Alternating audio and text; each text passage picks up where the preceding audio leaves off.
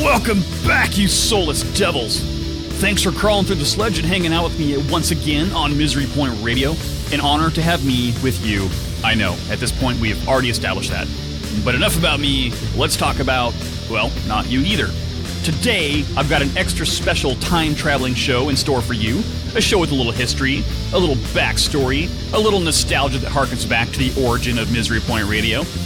Well, today's guests are a local Seattle band called Less Than Three. This band features bassist Kyle Miller, drummer Remy Morit, and of course my good friend Bradley Miranda. See, Brad was instrumental in helping me with my numerous technical issues with my original show called On the Edge, and he is truly a recording studio wizard.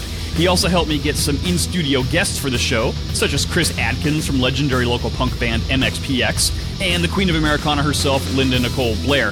And Brad himself was also a guest. And on that insanely popular Brad Miranda episode, a little over a year ago, one of the things we talked about was the possibility of him putting out a solo album. He confirmed there was material in the works, there was some of it that was already done, and now flash forward a year and some change later, that material has resurfaced, though somewhat reworked, and laid the foundation for the rebirth of Less Than Three. And today, joining me live in studio, the band is here to talk about their history, the breakup, the reformation, and to provide us with an exclusive live studio performance with some never-before-released material. And sadly, Remy couldn't join us for reasons that are top secret and uber classified, so we'll have to catch up with him another time when it's safe and lives aren't in danger.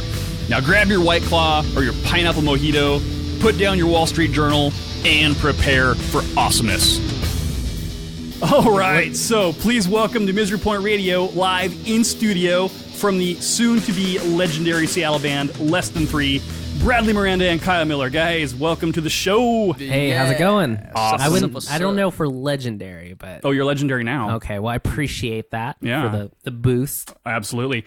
So, Brad, last time you were on, you were here with Chris Adkins, and that was literally almost a year ago. That's insane. It is insane. Yeah, so Chris and I did a band called The Royal Pain. Which I love. Yeah, that was a fun project. He and I did that. I played drums in that band, so I different role. And then Kyle ended up joining that band later. Did you really? Yeah. That must have been a little after the interview or something like that. Yeah, we've actually played a couple shows together. We got to open up for some of my favorite bands, like Broadway Calls, and so we went down to Portland and we got to play with like my favorite punk band. Like when MySpace was a thing, that was my favorite. I'm not even making this up. Like MySpace. Yeah. And so like Kyle was making fun of me the entire time in Portland because I was fanboying so hardcore because I love those guys so much. He's like, dude, I've never seen you like this before.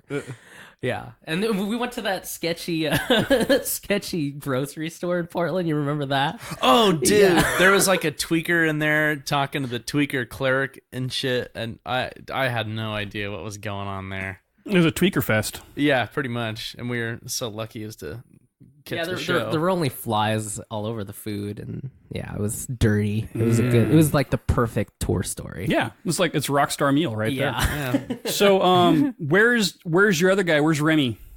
Remy's in Seattle. I think he's working right now. Right? Yeah, he's at work. Remy's our drummer for the people out there who don't know who Remy is. But so why don't you guys tell the world what it is that you do in the band? Okay, Kyle, do you want to go first? Yeah, sure. So I play bass, and that's it. That's it. And then they just like use my wit and my stupid charm. Here it is. I don't know. That's all I do. I do that, and we hang out and mess around. Cool. And I play guitar and sing for the band and write primarily most of the songs. Okay. Yeah. Awesome. How do you guys classify your style? Your bio has like 12 different styles of music that you kind of identify with. I think for me, I guess Kyle, I have always wanted to know this. Who was your bass influences?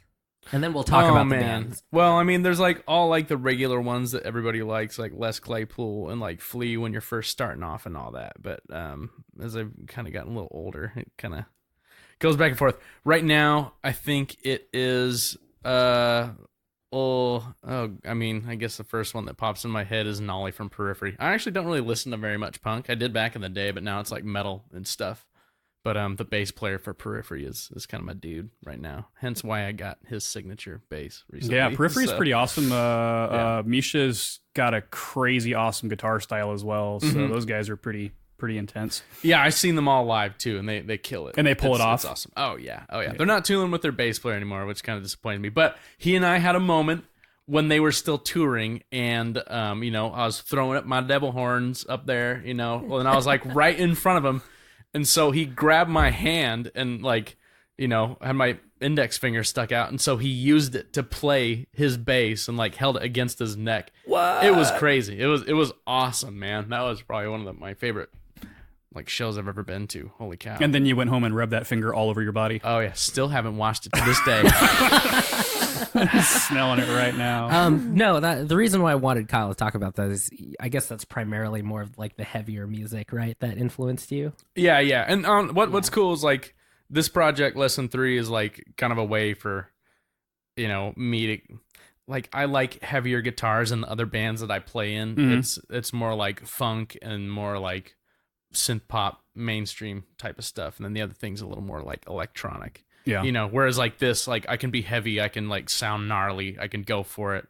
I don't have too many restrictions on my playing. I can go off and doodle whenever I want. It's crazy. So my influence when writing these songs, it's pretty interesting because I think about this quite a bit, and I think a big influence is when it comes to songwriting and melodies, it's top 40 music. So it's and so I'm just thinking Kate, even as far as Katy Perry or Britney Spears or any of those things. But then I wanted to have really heavy guitars with the music. And so, yeah, that's kind of my influence. And Green Day is a big influence. So, right. Yeah, big time. So you can definitely hear do you consider yourselves pop punk or... That's what comes to my head off the bat. I think that's a big influence, but for me, really, it's more of just I think the biggest influence is more of rock pop or power pop. Okay. And so it kind of transitions to that. Got it. So I definitely hear elements of Green Day, and I know that you're a super Green Day fanboy. I love Green Day so much. And just for everyone to know that. So if Green Day and Jimmy Eats World had a bastard child. That's what we would get. We would be in less than 3. Yeah, absolutely. Speaking of Green Day, I seem to remember you posting a video where you did a Green Day cover, and then Billy Joe Armstrong shared it. Yeah, well, it was a side project called The Long Shot, and I saw them play at Chop Suey in Seattle. Okay, and I was like, oh man, I love all It's way different from Green Day. It's more like a garage rock band. And so when I did that cover, I didn't think he would see it. And then the next day, my Instagram feed was just... Well, actually, it wasn't even the next day. I posted that video. I took a shower, and then I checked my Instagram.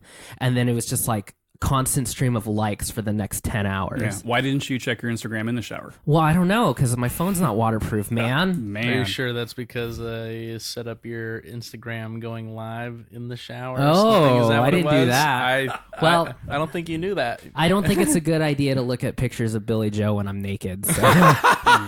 Nice. Can I say that? You can. Okay.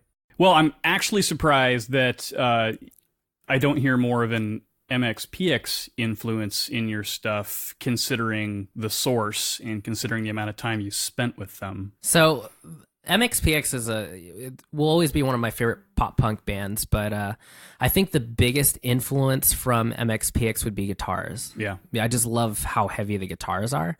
And the guitars from MXPX are the biggest influence, but I don't think we play that fast. Right. MXPX is just you should be sweating as a drummer and really doing that. And for me, it's more of I don't know. I want to say more focused on slower mid-tempo stuff. Yeah. But that's just the way that I wrote those songs. Remy still sweats pretty good anyway. So. Yeah, when it comes to punk music. He's just a sweaty pig. Yeah, he's just a sweaty man. Awesome. Yeah. Well, let's get the story then. What's the story of Less Than Three? How'd you guys get together? And I know that this is something that started a while ago and was on hiatus and came back, if I understand this correctly. Wow, you really looked deep into that. I social media stalked this. Okay, yeah. You did some scrolling. I did. So Kyle came later in the game, but we could start from the beginning. Less Than Three actually started when I was in high school. It was a solo project. So I did a band where I played everything because everybody was playing hardcore music and I wanted to sing and do all that. And everyone's just like, you can't do that. You can't sing. You're not cool if you don't scream. So I couldn't find any bandmates. And I actually started out as a drummer. And then I ended up picking up guitar a few years later. But then I just started playing everything. We had like an 8-track and we started working on that and just like recording songs and putting it out for nobody. I was just tracking in my basement. So that eventually became, and then I met with my best friend from high school who played bass in the band. And then we pulled, 10 or 15 different drummers into this band and just couldn't stick with that. Yeah. And then we eventually, I think around 2012, we went on hiatus. I just wanted to focus on music producing and running the studio. And then one day when Kyle and I were working together, and Kyle can talk about this a little bit, but, he was talking about he and I doing a band. And I thought, well, I don't know if I want to start another band. What if I just brought Less Than Three out of the closet or, it was on the back burner of my life. So he convinced me and I was like, oh, this is the perfect time to bring Less Than Three back. So he convinced you over dinner and drinks? It was more of like a butt grab. And I was favors, like, a wink, a wink and, a wink from the brown smile. eye. Yeah. That's what I do. Oh, hey, whatever works, man. Whatever gets the magic flowing. Hey, Brad. How about we start a punk band? Did not go like that. I don't know. Do you have anything pretty to add? accurate? Yeah. Okay. Well. No. So we have like a good circle of friends that are all musicians and mastering engineers, mixers, all that other stuff that went to school with Brad at the Art Institute in Seattle. The now defunct Art Institute. Yes. Yep. They are no Good thing longer. I got my degree. Yeah. Yeah. Right. Good thing you got it when you did. So, I mean, we have like a bunch of friends that all went to school together with Brad and stuff, and we all happened to work in the same exact place. And when Brad got hired, he got hired on into my building, and we both did AV stuff, still do. And I don't know, but we just started geeking out about guitars and all that stuff and music, and then he got me onto other projects that he was doing work for, like doing mixing and playing instruments as like a hired gun and stuff. So Linda Nicole Blair. Yeah. Linda, yeah. Shout out. Good friend LNB. Yeah. LNB, and so we just started kind of hanging out, and then he finally decided to go for it, and so we just started playing punk music and stuff. Especially being in Chris's band, I think really.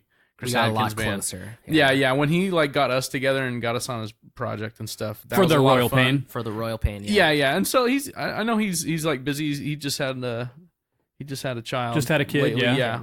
And he's an MXPX. Okay. Yeah. So he's got bigger stuff going on, right now, which is cool. But now we're just like, we need something to replace that. Sure. That punk urge. So we got this now, and so far so good, I'd say. Yeah. Thanks, Kyle, Yeah. for being in the band. What is the story with the band name? What does today it is Less Than Three because it's just the two of you. Yeah. But what is the meaning behind the name? So when I guess around that era, 2007, it was like MySpace, AOL Messenger. Mm-hmm. And I was known, I guess I shouldn't admit this, but I always sent the emoji heart, and which was the math less than sign, and 3. And so, and the second reason why is I wanted an easy name to spell. I didn't want anything like complicated, like, what's a good metal name that's just crazy? The Last of the Mohicans, like bands name like that where you have to type in multiple words. And so I wanted something really simple, and everybody sends that emoji heart. It's on the iPhone, it officially becomes a heart, but before you would actually see the Less Than 3 emoji, yeah. Well, we all know that Brad can only handle 5 letters, and any more than that, that's pretty much the end of it. Did you know that there was a Christian band called Less Than Three. Yes. And then there is also a band from Switzerland called Less Than Three. Well, are you guys going to fight it out? What's going on? That is actually, I'm not lying, that is actually in the works right now. What? Yes, I am working with, I haven't decided on which lawyer to go with, but it's a matter of I'll do it for free. Well, do you have your bar or whatever? I have a bar in my house. Okay, well, yeah, that is in the works. I can't say too much for legal reasons, but yeah, that is in the works. So. Well, the Swiss band has 11 followers on SoundCloud. Okay, well, what do we have, like 5? You have, I think, 12. Okay, well, that's really close. I think a cage match is more appropriate at this with rate. thumbtacks, You know? Yeah. Sacco. Nice. Yeah, dude. So the first record, 2011, Sounds Like Girl. Oh man, you really did do your research. Yeah. Named after your voice, if I understand correctly. 100% that's true. Because it's funny because people say that I have a high pitched voice, but like imagine me listening to that, because what they think is high pitched is like 15 times more higher pitched when I hear it on playback.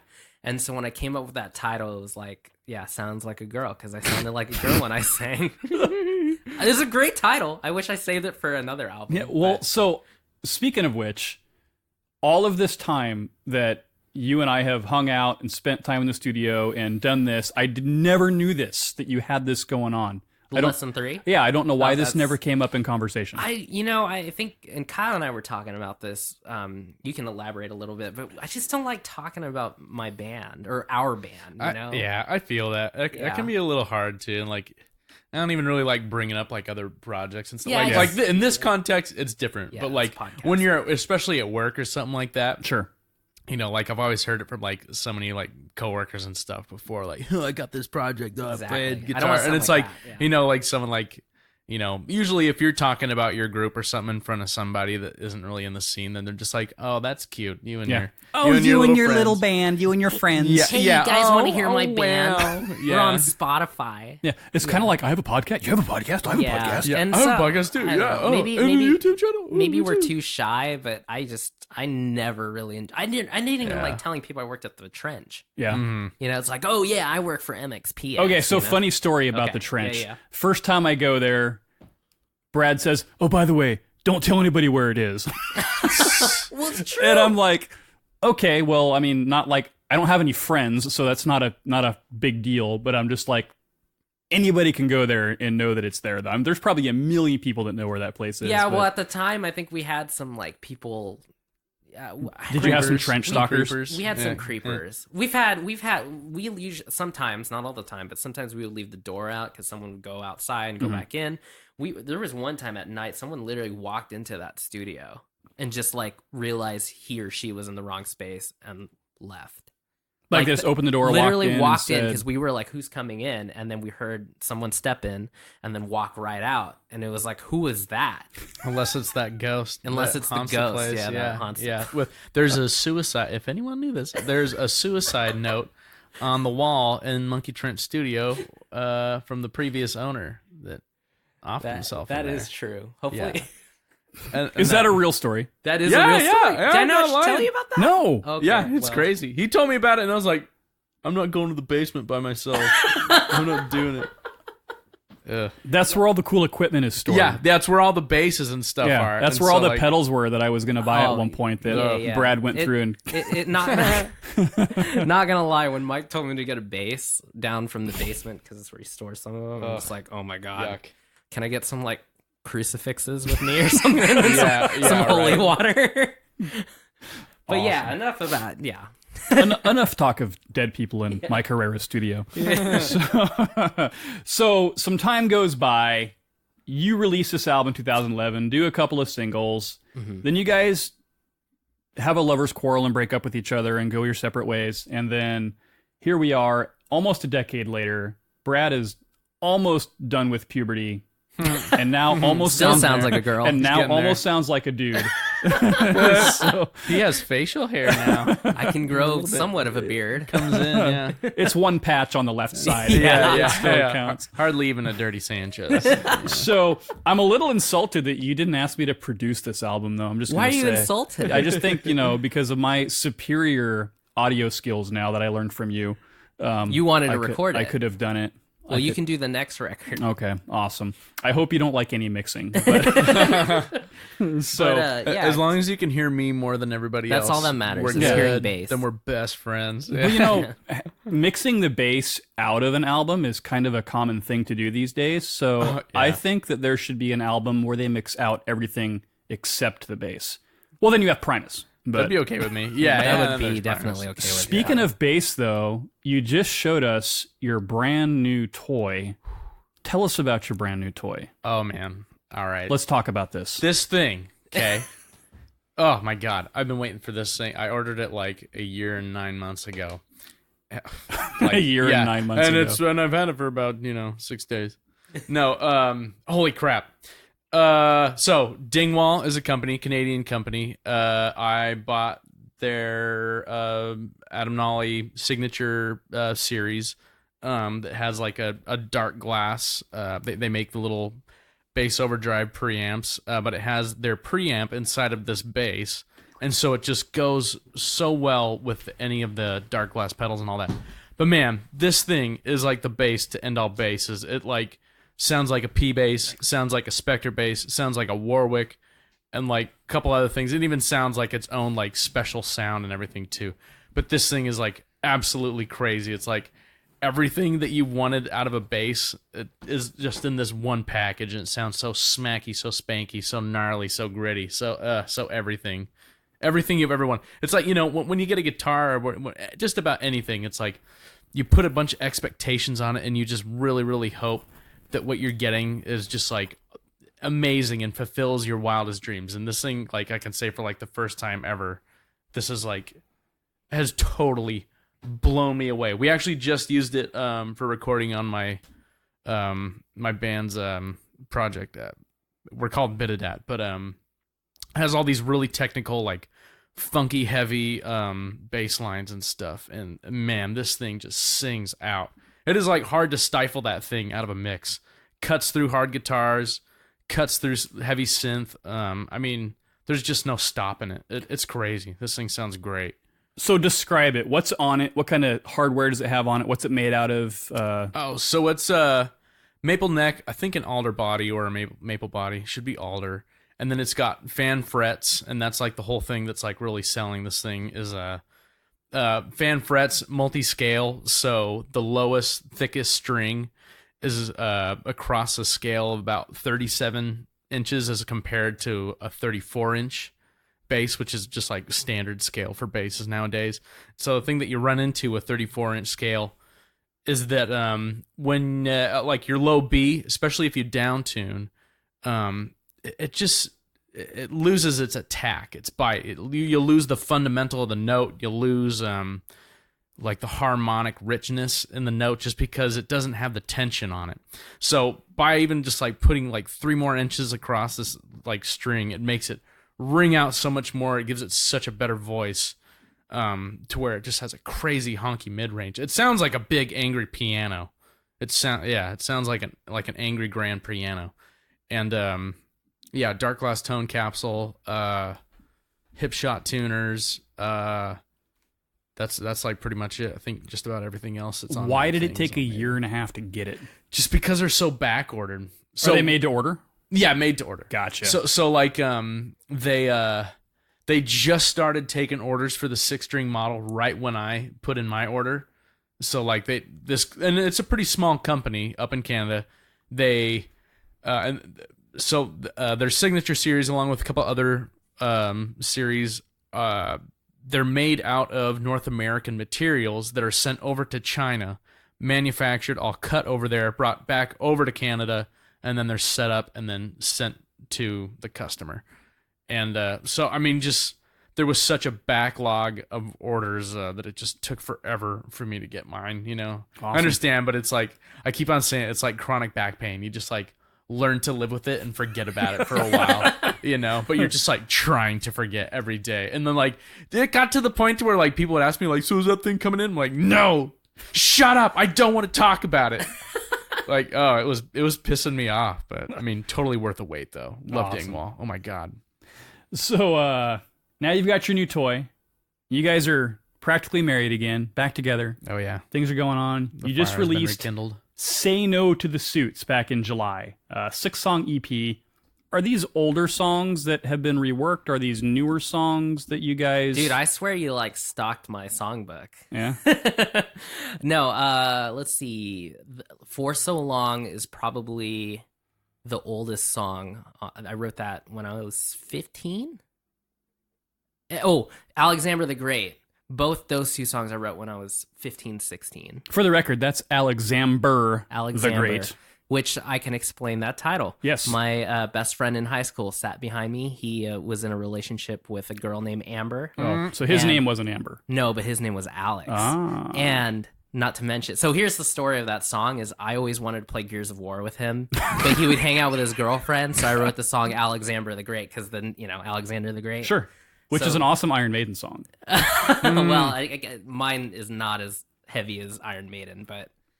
That's, those are the two oldest songs. And then She's a Devil is actually about a coworker that he and I knew that was kind of a bitch, but I won't say names. Really, really mean. She doesn't work there anymore, and I won't say at which job. I didn't know that. Thank God. Thank God. Nice. And then all the other songs are just about, whatever. I try to write as much as possible. When we talked... When you were on the show the first time, we kind of hinted that there was some Bradley Miranda solo stuff in the works. Is that what became this? Yes. Okay. It was strange because at the time I didn't know if I wanted to write punk music, or I guess we can call it pop punk. I like to think of it as more as power pop, but I could be wrong.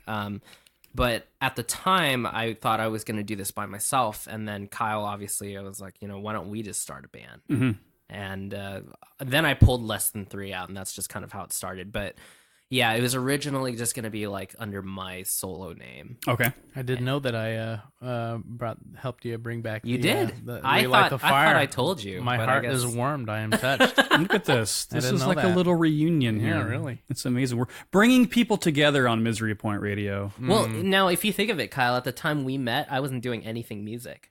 Oh, yeah, that's right. You're on your way out, yeah. Yeah. You were tired of it. You were burnt. I was so over it. Yeah, I was burnt. I was like, oh, you're in a band? Yeah. No, I actually knew about his band a long time ago. I actually knew who he was before I even met him because he was like this amazing bassist. When I was in school, I would hear... He's laughing about this. Like I'm making this up or something. No, I heard Kyle play bass probably 3 or 4 years before we met, and I knew he was a really good bass player. And so when he was like, let's start a band, I was like, oh, dude, you got to join. You want to play root notes? Hell yeah, dude. Really fast. Yeah. Then it all started from there, man. Yep, that's just how it yeah. So did you guys take kind of the existing structure of what had started, and then you came on board, and then did it get reworked and kind of re-embellished, or is it? No. Well, I think for the next record that we do, I'm going to have, obviously, Kyle, Remy more involved. But for the ones that came out on Say No to the Suits, they were pretty much done. Mm-hmm. And so they kind of just had to learn it. Okay. I still get like my own freedom when we play it live. You know? I'm not like you need to play the bass line like this. Yeah, like the general rule is just like, for myself, stay in time, stay in key. It's like stay in time, stay in key, listen to the kick and snare, and whenever I'm not singing, feel free to, mess around. That's pretty good, right? Yeah. That's like not dictatorship. Yeah, that's cool. I mean, I understand, Brad. That's my own rule. It's not a democracy, but it's not a dictatorship. So, So, but here's the thing. So, you did a 6-song EP. Brad, you have 5,000 songs written. Kyle, I'm sure you've got 10,000 songs written. Why did you go 4 more songs? You could have done a full length. I have a good answer for that, actually. So originally it was going to be a full length. Okay. But I felt like nobody would want to sit through 10 songs of me singing. Because... That is torture. Yeah, that is torture. I want to wait for you. That's what I'm talking about. Sorry. So we can't put 10 people through that. Or, 10 songs of people listening through, And so, and I felt like if I wrote 4 more songs, it would have been more like forced and kind of just not the best work. And so I think I had about 20 songs written for that EP, but then I just brought it down to 6 songs that were consistent. You could write the first 20-song EP and keep it down to 4 minutes. With kids and their short attention spans, I don't think they're going to want to listen to 20 songs. Well, so here's the thing. I saw that I thought maybe it was a budgetary concern because you did some work at London Bridge, which I would like to know about, because did you do most of the stuff yourself and then take it to London Bridge for mixing and mastering? Or so describe the recording process and what you did at that studio. Everything was tracked at my house. Okay. We just used, Kyle did some of the bass at your place, right? And sent it to me. Oh, I did. Yeah. Out of service. I gotta sing the bass line before I can remember. Here's here's another thing. Kyle and I were actually we were writing songs for clients too. Okay. So he would come to my house that was and play fun. bass. Yeah, we could talk about that later, but yeah, it was pretty much I pretty much did everything. Okay. Yeah. So then what were you doing at London Bridge? So London Bridge we were filming a music video, and it's going to be for our next single. Okay. And it's not quite released yet, but I think we're going to play that song tonight. Oh, see, an exclusive. A new song. Wow. That hasn't been released yet. Awesome. And it's really cheesy and really, really poppy, but okay. It'll get your heart throbbing. Exactly. Mm-hmm. Well, you got to have ballads, you know. Sure. It's usually track 7 for those people making a record. You got to have a ballad on track 7. Okay. I'm not joking. Look up all your records. There's a formula. There is a formula. Yeah. Should I talk about the formula? Talk about the formula. Let's break some secrets. Don't give away our secrets. First 3 to 4 songs is going to be the single, and then you have your ballad on track 7. Okay. And then everything else is just like crap. And so are all of the songs between 3 minutes and 10 seconds and 3 minutes and 40 seconds? I try to aim for 3 minutes and 30 seconds. Okay. And have the chorus come in within 40 seconds. That keeps it fresh, though. Like I don't know, what I love about playing pop is the challenge for me, especially mostly when you're writing it and all that, is writing tastefully. You know, not so much like I just want to flex or I just want to play fast. It's like picking the best, most suitable part for a given section. That's a great saying. That's something it's kind of a fun challenge. That, I don't know, if you can pull it off, it's really, really cool. I think for me or all of us, it's like it's not about showing. Well, Kyle can show off on the bass. I can't show off on the guitar. You're not a shredder. I'm not a shredder. Mm-hmm. So I never wanted to write a song where it was like, this is all about me. I wanted each individual part to be like their own thing. So for example, like if Remy's going to do a drum solo, it's not going to be at the same time Kyle's playing a bass solo. It's like everything is separated so that it's meant to be instead of like it's. I think my biggest fear is that we sound like Guitar Center. When you walk into Guitar Center, there's some guy like shredding on guitar. You got some guy playing. There's 14 guys with the amps cranked, and they're all playing something different. And none of them maybe can I'm play. a little paranoid, but that's like my biggest fear live as a show. It's like I know I feel like I'm kind of anal when it comes to like, you know, this is where you shine and this, but at the same time, I think that is my biggest fear. Is it sounds like Guitar Center on stage. It's Guitar Center live. Yeah. Well, with your history with Guitar Center, then I could understand a little bit of extra apprehension there. I did teach there. For anyone who doesn't know, I did teach recording for a bit. Yeah. Only for the discount though. I probably spent like 3 times the amount of money. Yeah, that right. I made. Your paycheck was gone before you got it. Yeah. So with the shooting the video, so the audio was already stuff that you had recorded, and then you just shot the video at that studio? Correct. Yeah, okay. Yeah. Kyle and I, we were playing to a pre-recorded track, and Remy was there obviously, but we were playing to a pre-recorded track. So it was like a Super Bowl halftime show. Yeah, it was like pulling an Ashley Simpson. Yeah, on we were Saturday lip Night syncing Live. Or Red Hot Chili Peppers. Yeah. Oh, I didn't have my bass plugged in the whole time. Sorry, Flea. we know Flea can actually play bass. Right. So it's yeah, it was just CBS or ABC or whatever. Yeah, it's always made the big do companies. Yeah, well, we don't have to edit any more sound. Yeah, true. Yeah. So what's so cool about the studio for the video? Did they have some badass backdrops or environments that were... We had a smoke machine. Okay. I did... What's funny is... It was cool looking though. Yeah, it was just like... think of it as like like a stage for us. We just wanted it to look like we were tracking the song in a nice studio. But what was awesome is we had music legend. You may have not heard of him, but anybody who's like an engineer knows who he is. But Steve Turnage came out. He's a mastering engineer from Seattle. I don't know who he is. He doesn't know who he is, but that guy is like definitely one of my biggest inspirations. He's so low key that all of his clients just like know who he is. Doesn't need to advertise. He's the secret sauce. He's the secret sauce. And the director, Tony, he's the exact same thing. He's like, he's just like us. We don't like bragging and being like, hey, check out our band. Hey, check out this video that I did. Hey, check out, this is what I mastered. You know, it's like, I think in the end for all of us, it's just like playing good music and enjoying ourselves on stage. I think that's like it was cool meeting him. I mean, I didn't really get a chance to like really chat with him or anything, but it's just like, hey, hi, I'm Kyle. Oh, I'm Steve. Nice to meet you. That's and then like right before he left, I was just like, hey man, nice to meet you. Thanks for stopping by. He's like, hey, nice to be met. Adios. And I was like, man, that's cool. I'll see you. Hashtag legend. Yeah, right. That's how a legend would leave. Yeah. So I'm guessing then, since you did all the tracking at your house, and most of it was done ahead of time, did you have any guest musicians? Did any of your super famous friends pop in? And actually, I did. I swear to God, you like stalked my ASCAP account or something. Will Nutter from Amber Pacific played the keys. He played piano and strings and for what? Did some program for living my dreams. Oh, so we got cool. One of my favorite songwriters to actually play on it because he's a great songwriter. He's actually, I feel like Will probably taught me how to write pop songs because he's in a pop punk band. But the way he structured his songwriting was just like, that's amazing. It's all formula. Right. And, he's classically trained. He's Asian, so we get along very well.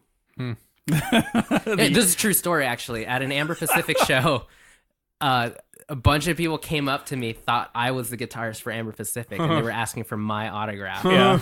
I was like, okay, Will Nutter. Boy, weren't they disappointed? Yeah, they were. I'm kidding. Hey, here's a worthless autograph. Yeah. Wait, how come this says Brad?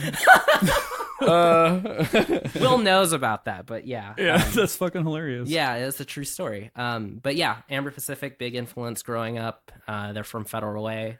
And it was an honor to have them play on that. And then it was mastered by, what's his name? Troy from Spectre, who mastered a ton of my favorite records, going all the way from like Under Oath to MXPX even. And so I had him master that track, and he killed it. And cool. We're really happy with the outcome of that song. And are you still doing work with like Matthew Wolk or Matt? Is I sent him my clients. I specifically wanted Troy to master this one. I was going for loud. Okay. And Matt's very like, you need to have dynamics, and Kyle works with Matt all the time. I don't know if you actually, I mean, I think it's also the whole dynamic thing. It kind of differs. It depends. It differs in the kind of music they play. Heavy metal, punk, yeah, go for it. But like, loud, I mean, like the stuff I'm in. So like, my band Bidadat, we work exclusively with Matt.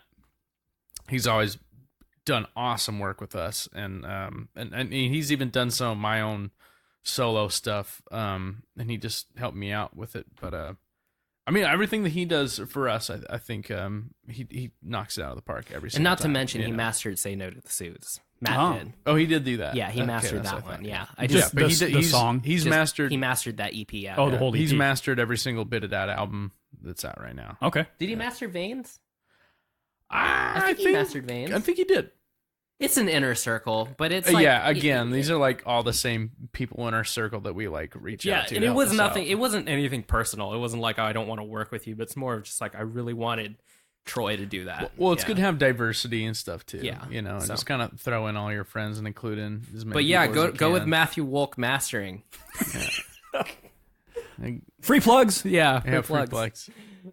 Yeah, he's a great dude. Are you still taking singing lessons from Bradley Walden? No, I did though. I think I did it 5 lessons. So Bradley Walden from Emerosa, which he just released a new album, and that was really good. He completely changed from the hardcore. It's getting some controversy. Yeah, it is. I don't know how the record labels are doing with that. I haven't talked to Bradley in a really long time, but I did a few lessons with him, and then went with Kathy Ann, who's a singing coach in Gig Harbor. And I just wanted to say, like, one thing to know about Kathy Ann, like, if I talk to anybody, is she's classically trained, but she's focused on pop music. So it's not like she's going to make me sing an opera song. It's like, oh, you want to be a pop singer? Let's focus on those techniques. And let's break some of the, stricter opera techniques and branch into, it's crazy stuff. But I've been taking lessons with her now. So when you went to her, did you say, "Can you make me sound like a man"? Mm-hmm. No, so I like that. So the reason why I sounded like a girl was I was because I am a girl inside. No, it was because of my technique was bad. And she instantly corrected that. She was like, why are you doing that? Was it a throat versus diaphragm thing? It was me singing in my head voice, but I thought it was like coming from my diaphragm. So it was really light. That's why it sounded that way.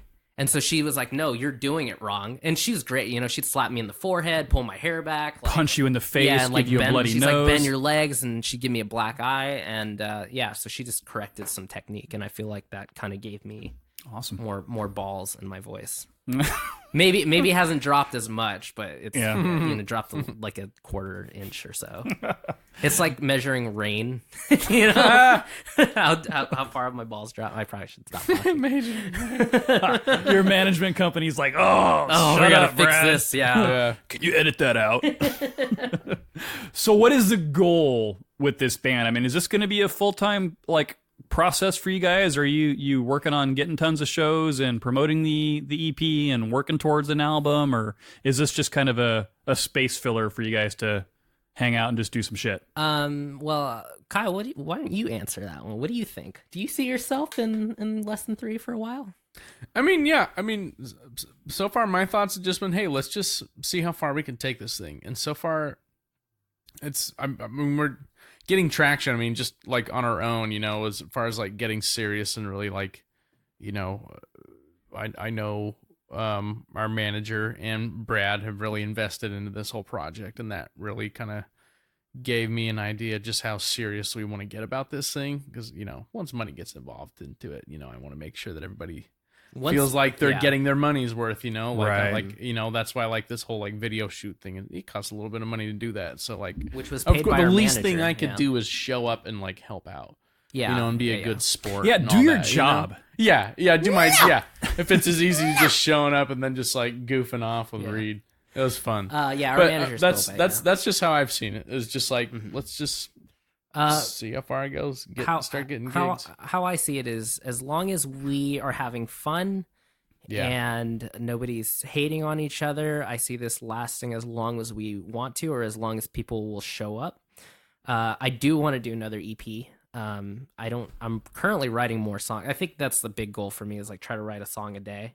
Just like, because if you I'll probably write like 30 songs that I don't like, and it's like, this is crap. And then I'll have 3 or 4 that I'm just like, this is the ones that we need to record. Yeah. And what I like about our process is I try to get everyone involved in their own way. And so like Kyle actually dictates the rhythm of a lot of the songs, because I'll only have like an acoustic track, acoustic guitar and vocal. Do you write them on acoustic first and then transfer them over? Most of the time, yeah. And then isn't that a Mike Herrera trick? No, that's a Billy Joe thing from Green Day. I don't know. I'm making stuff up. I just really like Green Day, so I just like to say they influenced me in everything. But we're a Green Day cover band. I wish we were a Green Day cover band. Dude, does anyone really want to listen to my songs? I'd rather just play Green Day songs all day. But yeah, so I'm trying to get another EP going, and so everyone involved is just, they're gonna dictate how the song turns out, and I try to not be like, you need to play your drums like this, or you need to play your bass like this. That's their department, and as long as we're flowing, then I'm happy with however the new songs turn out. So cool. Yeah.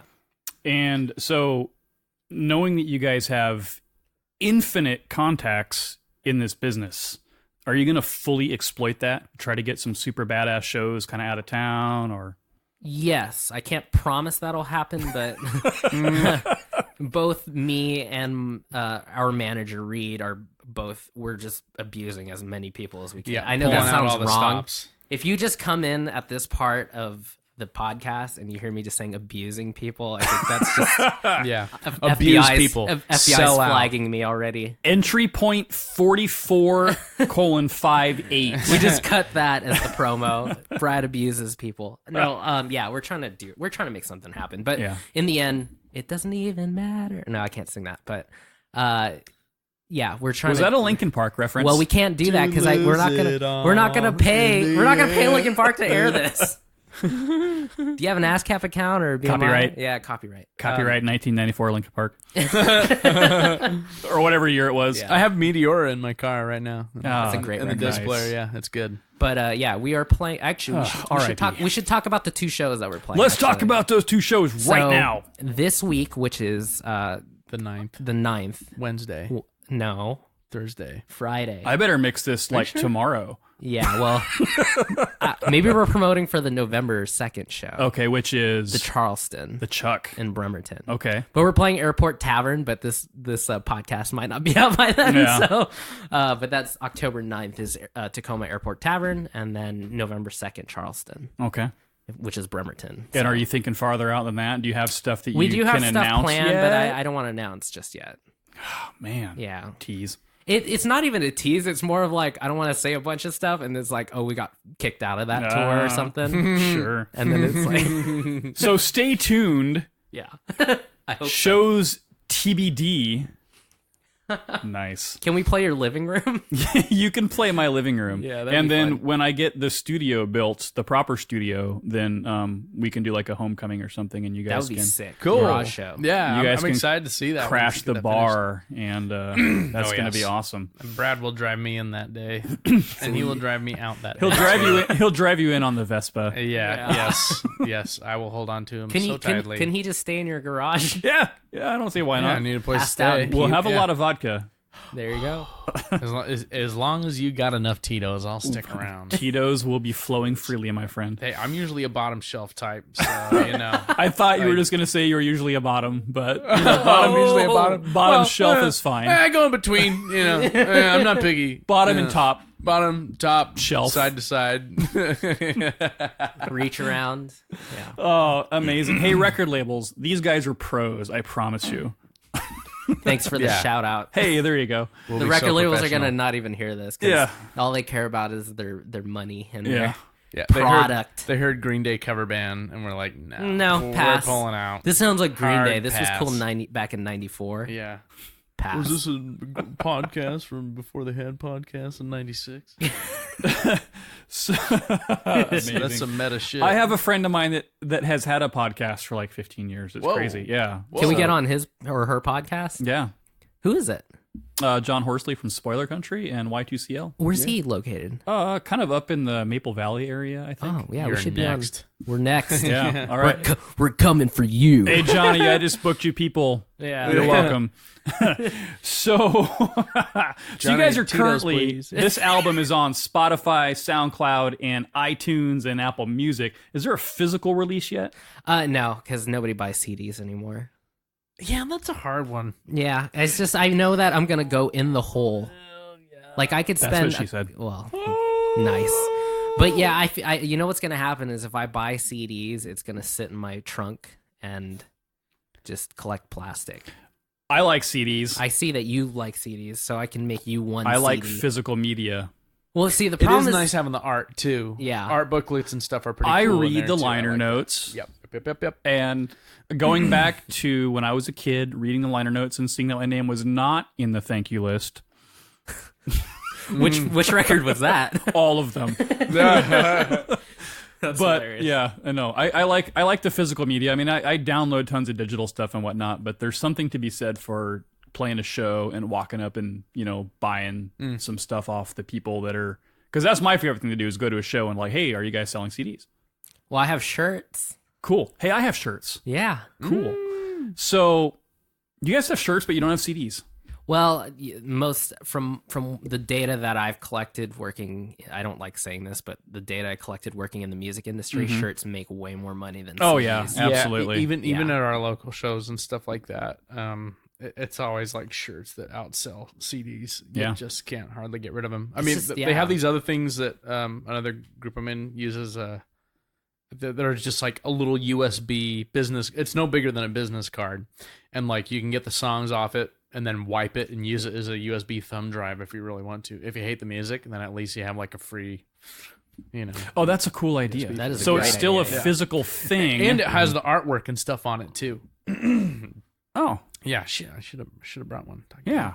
Like a digital kit, like a digipack. Yeah, pretty much. And we also put like a little thing. They'll say like, you won a prize, yada yada, and then like if you redeem it, you just it's hit called us up. a virus for your and then, computer. Yeah, and then you get a virus, and then you have to pay us to get rid of it. It works every time. No, but then they'd get like a free shirt or like a concert pass or something like that, or maybe like a kiss and a hug. Yeah, in short, CDs suck. No, I'm kidding. I like CDs. I really do. It's just heavy side. I feel like if we made a couple hundred CDs, we'd sell like 5. Right. And then I'm out. And you'd have to pay for all the duplication. Exactly. Mm-hmm. So cool. Sorry guys. I understand. But I'm going to go ahead and promise to the world that you're going to make some CDs. Maybe for the next EP. Yeah. We'll make them for you. You can take all 200 CDs and just, you can be, because I love unboxing things, you can just pull all the plastic I'll off do an unboxing video in my driveway. There we go. Yeah. Because that's my favorite thing to watch is people like, oh, I got a new toy. See, did you do an unboxing for your bass? I didn't really get the chance, to be honest. The unboxing for me was showing you were up too at the busy store. pleasuring yourself when the bass arrived. Oh, good Lord. I'm still a little raw around the edges. No, I didn't. You even laugh like a girl. Yeah, he laughs more like a mocking demon. Yeah, that's it. I wish I could go that high pitch just to mimic it. You do. You laugh like. Oh, you should hear Remy's of me. What's his laugh? Can you do his laugh? I can't really do Remy's laugh. Is it a high pitched? No, no, it's not mimicable. He doesn't laugh very much. I will say laughing high pitched stretches the vocal cords out, so I'm practicing. It's just an exercise. Oh, yes. Yeah. That's an excuse, but that works. I'm going to buy it. Cool. So, you guys are going to perform some songs tonight, one of which hasn't been performed before, correct? Yes. Awesome. You guys ready to do this? Absolutely. Cool. Yeah. So we're going to take a quick break. We'll be right back, and we're going to set you up with a super awesome performance, so hang tight. All right, and we are back with Less Than 3, getting ready to do a rare, intimate acoustic performance in studio. What are you guys going to do for us tonight? This first song is called Staring Out the Window. Shall we? Let's do it. 4 count. 1, 2, 3, 4.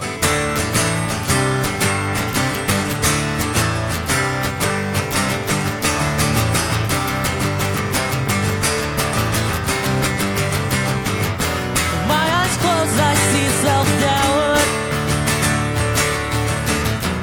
In my heart, I'm nowhere to be found.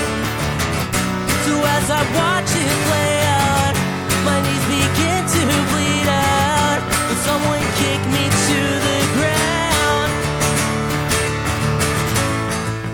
Someone kick me to the ground.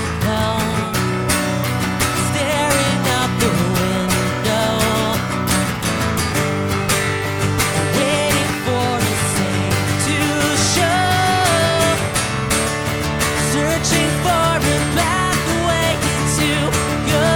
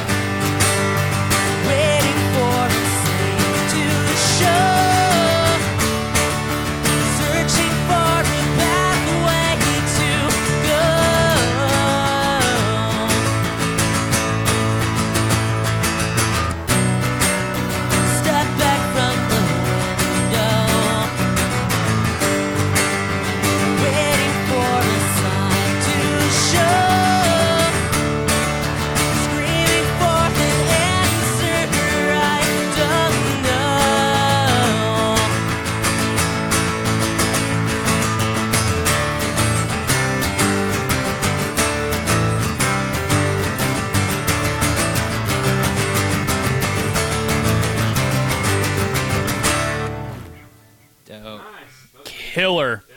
And as I was saying earlier, I love the fact that when I first heard that song, it was without any vocals or anything, and then now that's, other than a couple days ago, the first time I've really heard that whole song with everything. So awesome. Cool. Sick. Thanks for having us. Woohoo! Yeah, oh, I haven't had you yet. Oh well, ooh. You want to do "She's a Devil"? Yeah. All right. This song's called "She's a Devil," and it's about a devil who's a she.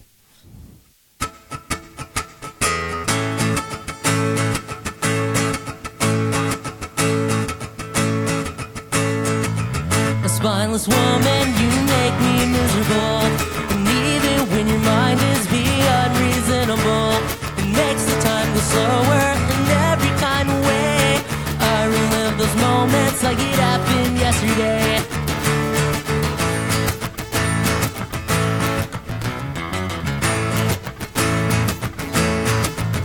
If I listen to the words you want to say, I'll weigh out my options to make you go away.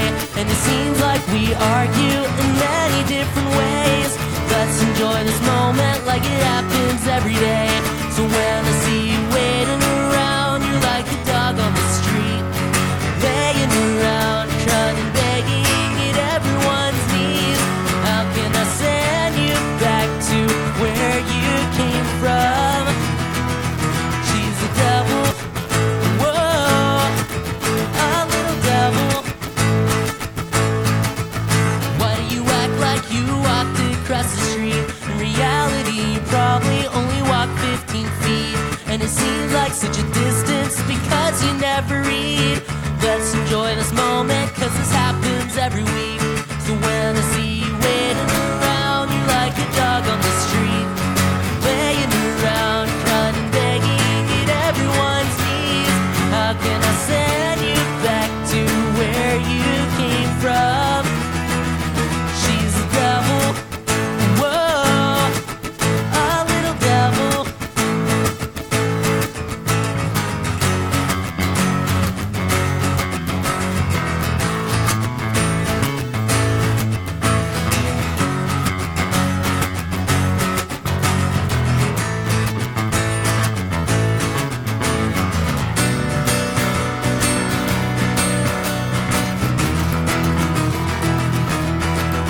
She's a devil,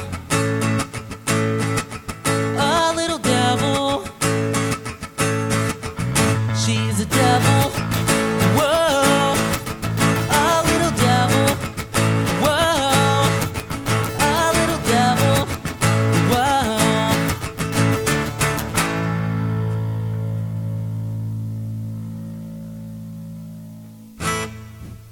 Thank you for writing a song about my mom. That's very sweet of you. Oh, ooh. You guys, do you want to try career choice? Sure. Okay. This song's about working in the music industry.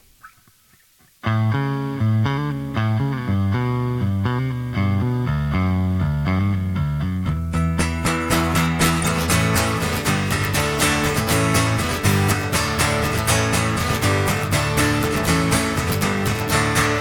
sleep through all of my good daydreams, and I live in a nightmare. Every now and then I'll drink this. I don't feel better, smoke fills my air. Whoa, oh, oh, oh. Whoa, oh, oh, oh. I can't believe how others think of us when we are praying for change in a cup. And all my feelings begin to slowly die. There's nothing better than living a lie. Whoa, we're all jaded. Whoa, we don't make it. Whoa, lack of sleep and I'm frustrated.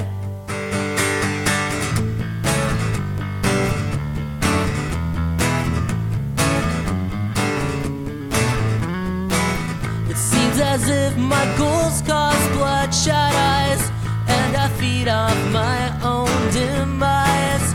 Every now and then I'll fall dead. I don't feel better as fog fills my head. Whoa, we're all jaded.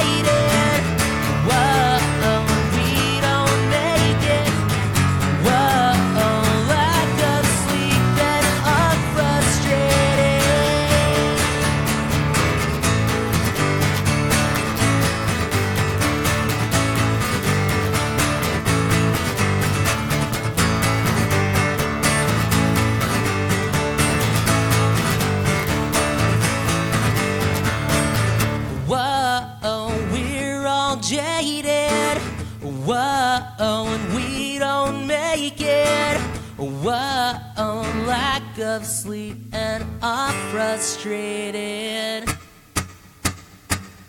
Whoa, we're all jaded. Whoa, we don't make it. Whoa, lack of sleep, and I'm frustrated.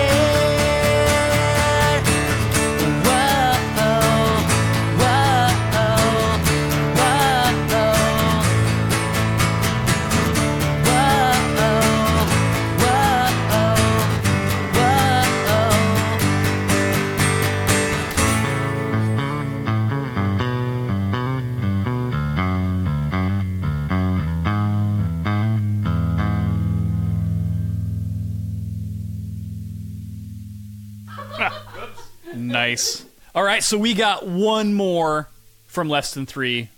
What's it going to be? This song's called Live in My Dreams, and it's a ballad, and it's going to be our new single. It's the new single and the first time it's been played? First time it's ever been played, and I'm probably going to get my ass kicked because the song is super cheesy. But okay. Commence with the ass kicking.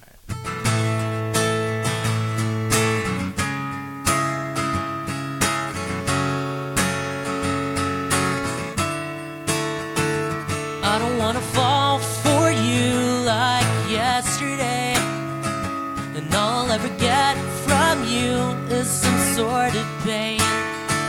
So if I ever see you, I'll just run away, 'cause all I'll ever be for you is your getaway. And I'm looking at myself in the mirror, making all my failures appear. Hey, you and I aren't the same, and your heart is fair game. So I'll live in my dreams for days. I can't push you away, 'cause you're all that I think about. Like the time you and I were alone.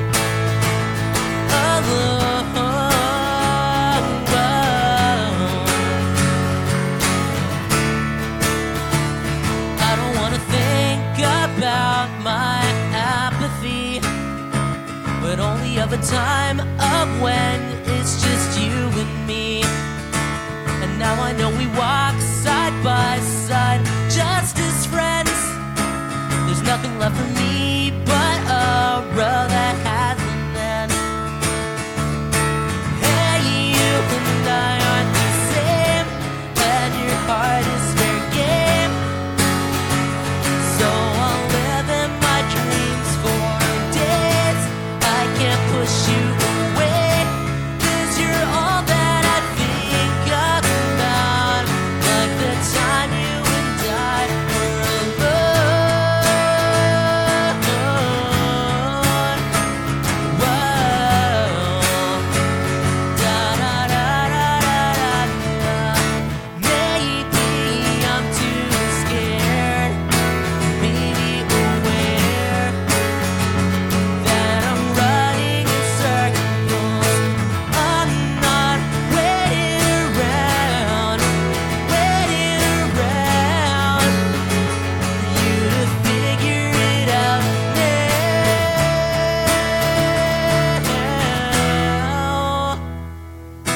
Hey, you and I aren't the same, and your heart is fair game.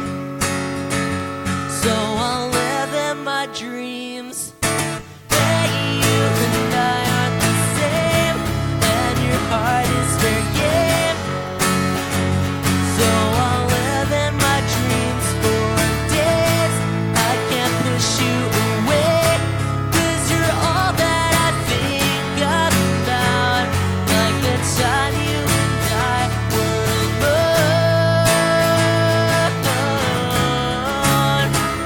Whoa. Da da da da da da da da. Oh, whoa. Da da da da da da da da.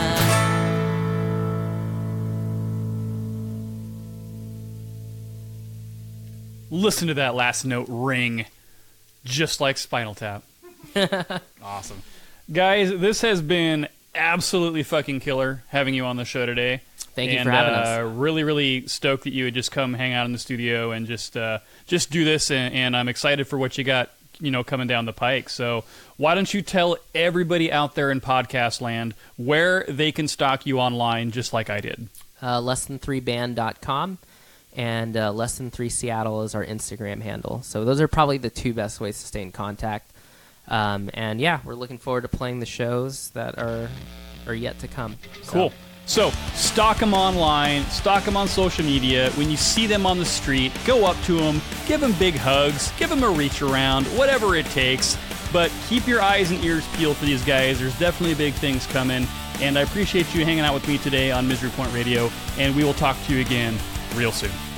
And before I forget, I wanted to give a quick shout out to Brad's brother, Brian Miranda, for kicking in some awesome extra guitar work during that live performance segment. Brian, you're awesome. You kick some serious ass. Thanks for hanging out again. Always good to have you on the show as well. And of course, if you like what I'm doing here on Misery Point Radio, please do me the favor. Like the pages on Facebook, Instagram, Twitter, and subscribe to the show on iTunes, Google Podcasts, Spotify, iHeartRadio, Podbean, Podbelly, YouTube, and coming soon, every single place that podcasts are found. I definitely appreciate all the support from you guys, and feel free to shoot me an email, miserypointradio@gmail.com.